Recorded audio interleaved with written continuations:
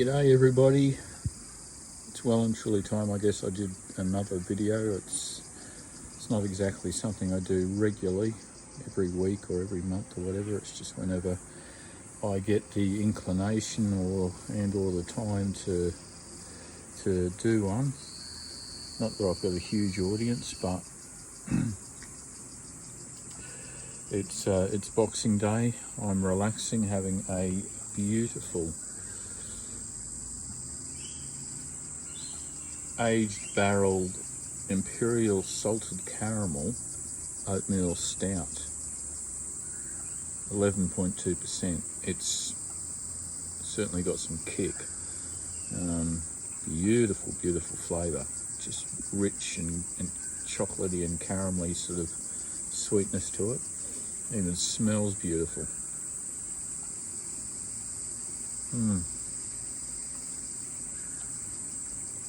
Cheers. You can't beat good quality craft beer. Anyway, hope you all had a great Christmas, and wishing you all a happy new year. Back on the infamous topic of the hour for me, which has been for quite some time, the poison of feminism. And just the general overall state of affairs between men and women. There's certainly a breakdown in the relationships that occur between men and women, and it's reflective very much in the statistics. The marriage rate is plummeted. Particularly in the last 5 to 10 years, but that seems to be accelerating more and more. And women are struggling to get guys to commit to them, especially in marriage, but even in relationships in general. And sorry, women, but you've got nobody else to blame but yourself. Not that all women are the same, of course, and not that all men are angels, but essentially we live in a society where females have been given all the power. There is extreme bias against men in the culture in general, and you can see this reflected in various adverts and promotions and bits and pieces like that. And the legal system, especially the family court system.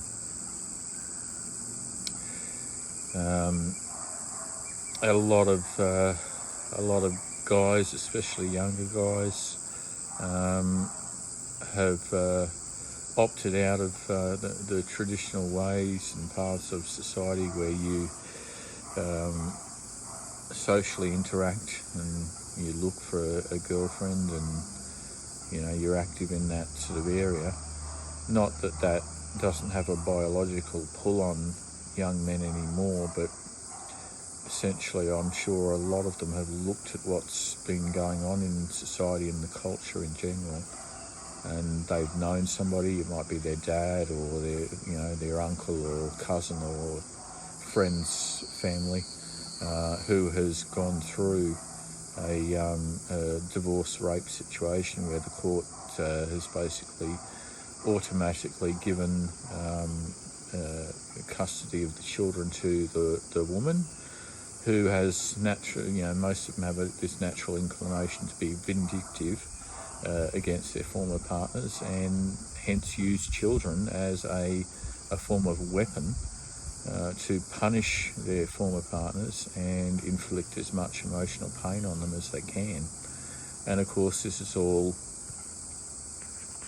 not only endorsed but encouraged and incentivised by the state through the culture and through the family court system, which has been heavily governed and based upon feminist dogma, particularly the Duluth model.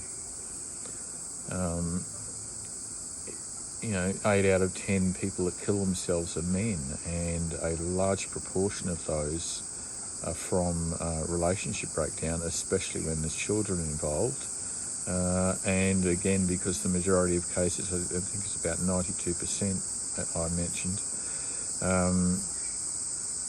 men are left with nothing to live for. They, their wages are suddenly being garnished for a situation, a breakup situation, which they didn't necessarily want to have occur. In a lot of cases, fought tooth and nail to try and please the woman and stop the event from occurring, even if it was just to for the sake of the children and bringing them up in some sort of normalcy.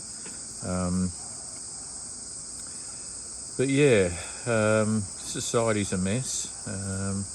More and more young men are ditching that sort of pursuit of women, and going into other areas. A lot of them are going MGTOW, even though some of them don't necessarily fully understand it or haven't necessarily even heard of it, but they're still living that kind of lifestyle where they limit the amount of interactions they have with women. And again, females, you've got nobody else to blame but yourselves. There's been countless cases of false allegations, including sexual harassment, inappropriate behaviour, rape, all sorts of things that have ruined men's lives. In America now, there are situations where company CEOs or managers, etc., are very reluctant to hire women.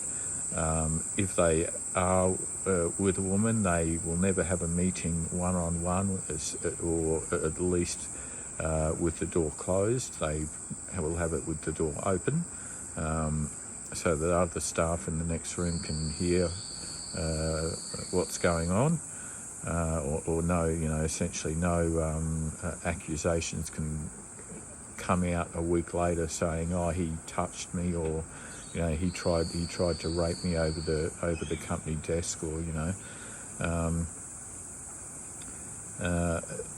and that's all being influenced by the likes of the Me Too movement, etc. But again, it all boils down to the narcissistic, vindictive nature of a lot of females, and the enabler of the poison of feminism, which has well and truly destroyed families and destroyed the likelihood of traditional relationships between men and women.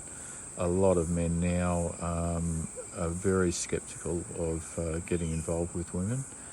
If they do, they're always thinking of, how do I get out of this if things suddenly turn bad? A lot of guys are wanting nothing to do with women whatsoever. It's a sad state of affairs, but again, we didn't, us blokes didn't bring this on. The power has all been put in the hands of women. As one commentator on one video on the topic said perfectly the other day, it took men 10,000 years to build a stable, prosperous, technologically advanced society. And due to modern women and feminism, women, it's taken only 60 years for them to pretty much destroy it.